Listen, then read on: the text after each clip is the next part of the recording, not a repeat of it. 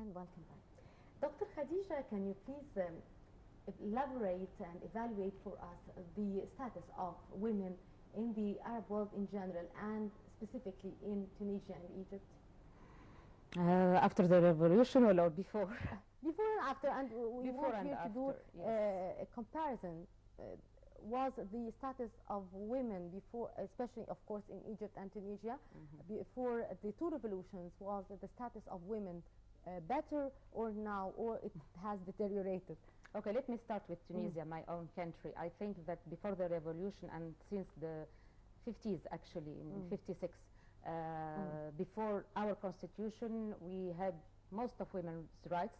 Let's say 90% of women's rights were in our family code, and women in Tunisia benefited a lot, starting with the first president, President Bourguiba, of having almost every single right. She has access to education, health, everything else, and I believe, having had the chance to work in the Arab world for more than 8 years and traveling almost in every single Arab country, I can compare that the situation was really good.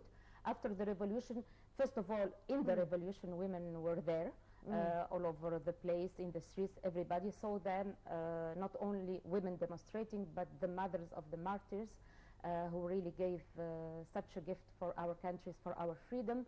And then women are more or less everywhere. But now, really, the situation is quite confusing.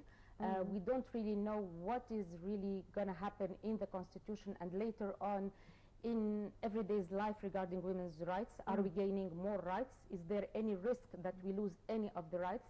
I believe the Tunisian women will not accept to lose any of her rights, and the same rights my mom gave me, I want to give to my two daughters. And this is why, me, like any Tunisian women, I think we will continue the fight to make sure that we benefit the rights. In Egypt, I can say that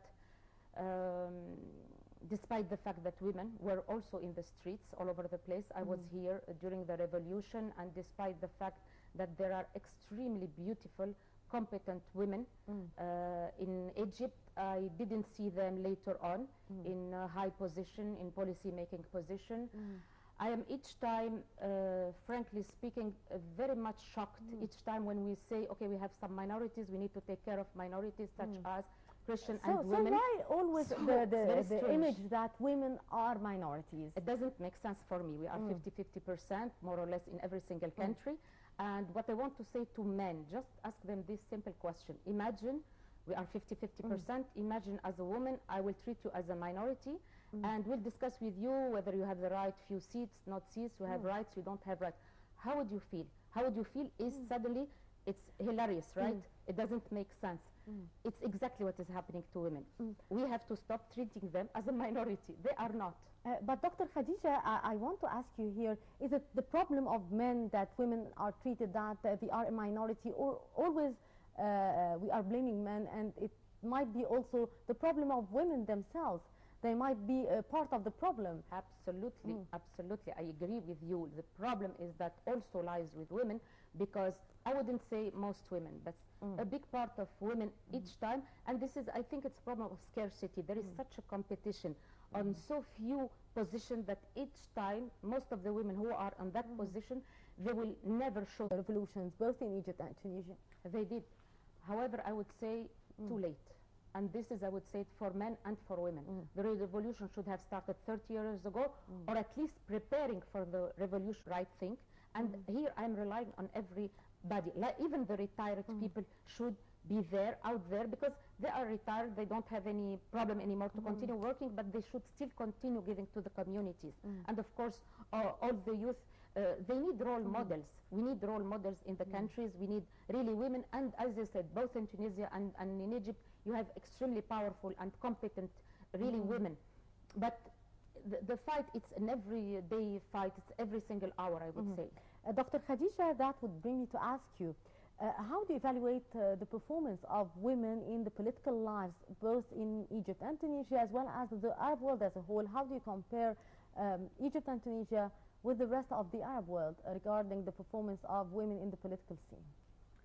Again, I think women in both sides, it's about, in if they really truly believe in women's rights. Because it's not, if I am somebody against women's rights, even if I become a minister, I will still not do the right thing. Or if I'm elected in a parliament and I still believe that women should stay at home, I will be a very bad minister. So it's not about having this type of people. It's not making numbers. sure it's not numbers. Even you can have 50% women in a parliament if they are really women against women's rights. I mean, what did we do? They better have. And believe me, there are women against women's rights. Absolutely, this is what I'm saying. So even the quota, I think it's not about having a certain percentage. It's to have the right women, like we need the right men, as a matter of fact. Because also if you have the very, I mean, a man minister who is against the rights or human rights, or he is for torture or whatever, he's still something not. This is something we have to question. So I think that in every way we have a chance to work and to live and to perform and to provide. Let's reach that level. So again, it's not a percentage, it's not a number. Let's make sure that we all believe in men and women's rights. Indeed. Dr. Khadija, what are the main challenges facing the Arab women? They're facing thousands of challenges, I would say, because again, they are facing the biggest challenge to move the whole society from a stage where it is to a higher stage, really the modern stage, because I believe we didn't reach that things. It's true that after our independence, artificially we thought we are at that level, we have separation of power, everything was artificial and was fake. We need to reach there. Then we need to reach really the human rights and to understand that human rights, there is absolutely no contradiction between human rights and religion, and if there is a contradiction with some tradition and culture, we need to get rid of the tradition which is against human rights, because human rights are universal. So even if it's a tradition, I am personally proud of all the nice tradition. I hate all the bad tradition. I hate the tradition who are violating our body or our integrity, physical integrity, or violating anything. So let's keep the good things, let's keep the good culture, and not be that afraid and scared that somebody is threatening us with everything. We have to get out of this reactive mode. We are a population, men and women, who are just reacting on what is happening. We have to be proactive and to see, to have type of scenario for the future. What do we want for our kids? So before doing something for the others, think about our own children. And then we can have, and let's have everything for the society like what we want for our own children. Dr. Khadija Moalla, the international consultant with the UN, it was a pleasure to have you with us on Women's World and on Nile International. Thanks for having me. Thank you. And with this, we come to the end of this edition of Women's World. Hope you have enjoyed it. Until we meet again next week, I'm Aïssi Rabia. Many thanks for watching. Merci.